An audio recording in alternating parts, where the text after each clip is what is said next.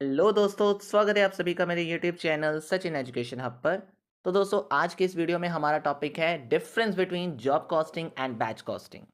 तो देखिए, जब भी हम cost accounting theory point of view से बात करते हैं तो एक इंपॉर्टेंट क्वेश्चन माना जाता है जॉब और बैच कॉस्टिंग का डिफरेंशिएशन। तो स्पेसिफिकली जब डिफरेंस के अंदर 10 पॉइंट दे दिया जाए ना, तो इस टॉपिक की क्लैरिटी बहुत अच्छे से हो जाती है। और वेरी इंपॉर्टेंटली 10 पॉइंट आने से हमारा एक लॉन्ग क्वेश्चन भी प्रिपेयर हो जाता है एग्जाम पॉइंट ऑफ व्यू से, राइट।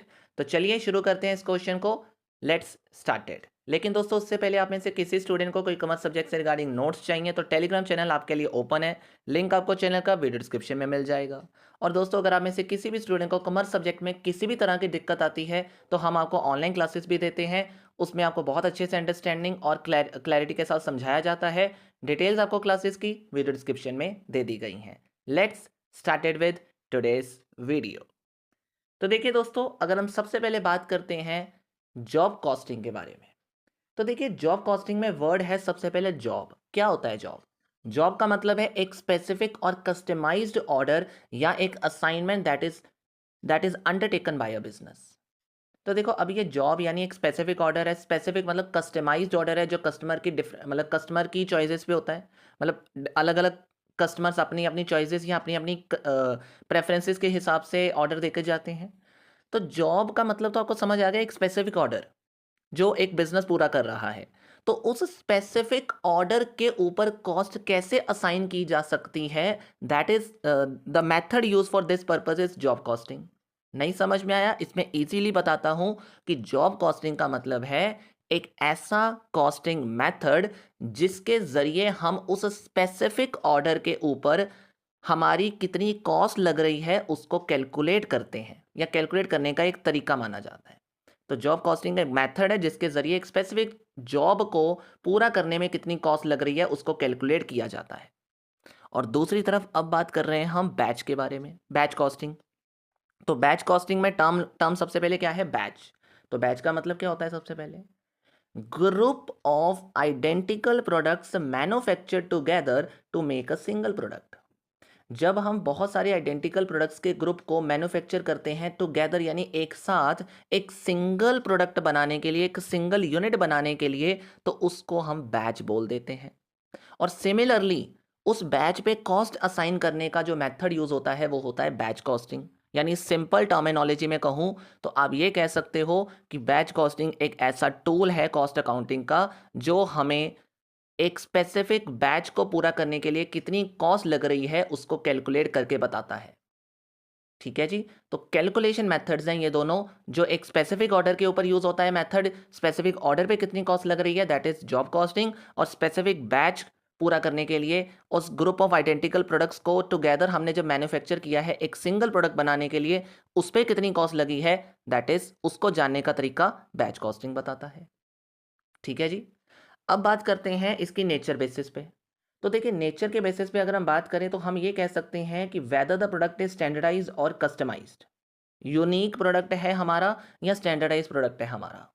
तो जॉब कॉस्टिंग मेथड जो है ना, ये यूज होता है कस्टमाइज प्रोडक्ट्स के लिए। यानी इसमें हर एक जॉब यूनिक होती है क्योंकि हर एक जॉब में अलग अलग ऑर्डर आते हैं, अलग अलग प्रेफरेंसेस आती हैं कस्टमर की। तो सब काम अलग अलग होता है, सब सब चीज़ें नई नई होती हैं। जबकि दूसरी तरफ बैच में ऐसा नहीं होता। बैच कॉस्टिंग जो यूज़ होती है ये मास प्रोडक्शंस के लिए यूज़ होती है।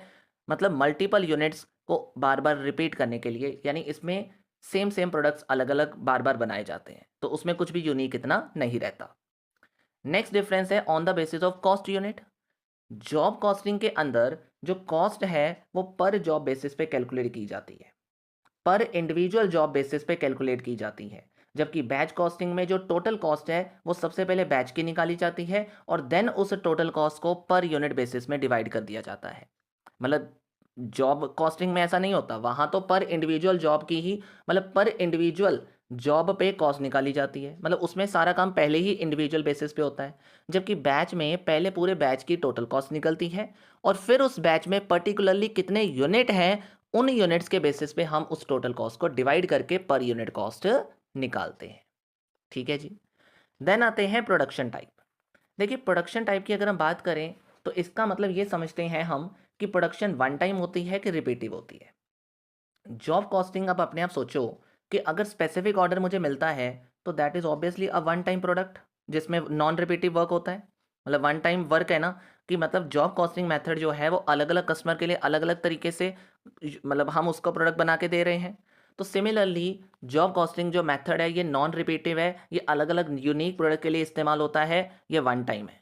जबकि दूसरी तरफ जो बैच कॉस्टिंग है it is use for repetitive work, वो रिपीटिव वर्क के लिए यूज़ होने वाला प्रोडक्ट, मतलब रिपीटिव प्रोडक्शन के लिए यूज़ होने वाला मेथड है। ठीक है जी। नेक्स्ट है इंडस्ट्रियल सुटेबिलिटी के हिसाब से। तो देखिए जॉब कॉस्टिंग ज़्यादातर सुटेबल होता है उन इंडस्ट्रीज के अंदर जहां स्पेसिफिक क्लाइंट्स की रिक्वायरमेंट को पूरा किया जाता है। मतलब किन इंडस्ट्रीज में ये मेथड यूज होता है? जो इंडस्ट्रीज में स्पेसिफिक क्लाइंट की रिक्वायरमेंट के ऊपर फोकस करके उसकी रिक्वायरमेंट के हिसाब से प्रोडक्ट बनता है, वहां जॉब कॉस्टिंग इस्तेमाल होता है, जैसे कि शिप बिल्डिंग हो गया। अब दूसरी तरफ बैच कॉस्टिंग उन इंडस्ट्रीज में यूज किया जाने वाला प्रोडक्ट है जहां स्टैंडर्डाइज प्रोडक्ट बनते हैं, जैसे कि फूड प्रोसेसिंग। ठीक है जी। अब ये तो हो गया अगला डिफरेंस। मतलब नेक्स्ट डिफरेंस अब है कॉस्ट कैलकुलेशन बेसिस पे। कॉस्ट कैलकुलेशन बेसिस पे आप ये कह सकते हो कि जो कॉस्ट कैलकुलेट होती है ना जॉब कॉस्टिंग के अंदर, वो होती है आफ्टर द जॉब कंप्लीशन। यानी इसमें पहले पूरा ऑर्डर प्रिपेयर होता है, देन उसके बाद ये मेथड अप्लाई होकर उसकी कॉस्ट जानी जाती है। जबकि बैच कॉस्टिंग में ऐसा नहीं होता। मतलब वहाँ पूरा प्रोडक्ट देखो पूरा प्रोडक्ट बनाने के लिए हमें बैचेस रेडी करने पड़ेंगे, तो वहाँ बहुत देर हो जाएगी। तो इसलिए बैच कॉस्टिंग के अंदर हर बैच के बाद उसकी कॉस्ट जान ली जाती है। मेरे कहने का मतलब ये है कि पर बैचेस बेसिस पे कॉस्ट डिटरमिन की जाती है और फिर उसको पर यूनिट बेसिस पे एलोकेट करने का काम किया जाता है। ठीक है जी। अब जो खर्चे हैं मटेरियल, लेबर और ओवरहेड, उसको कैसे एलोकेट किया जाता है? तो देखिए मटेरियल की अगर मैं बात करूं तो इसका मतलब है मटेरियल कैसे इशू होता है इन डिफरेंट मेथड्स के अंदर। तो जॉब कॉस्टिंग मेथड के अंदर हमें हमेशा स्पेसिफिक मटेरियल चाहिए होता है किसी भी जॉब को पूरा करने के लिए। जबकि बैच कॉस्टिंग के अंदर हमें स्पेसिफिक मटेरियल बेशक नहीं चाहिए होता, पर बल्क मटेरियल चाहिए होता है।